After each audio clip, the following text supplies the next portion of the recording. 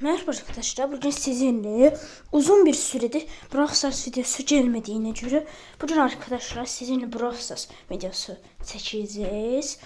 Ve şimdi Brawl Stars'ta arkadaşlar şimdi görüyoruz ve Brawl Stars'ta ne yapacağız?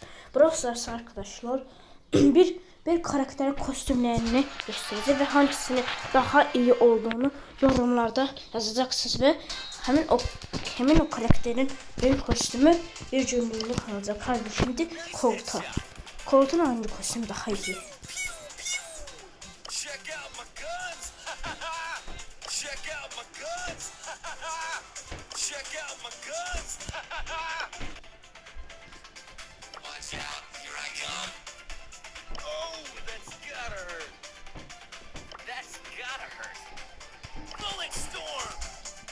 Arkadaşlar Colt'un kostümleri bu kadar.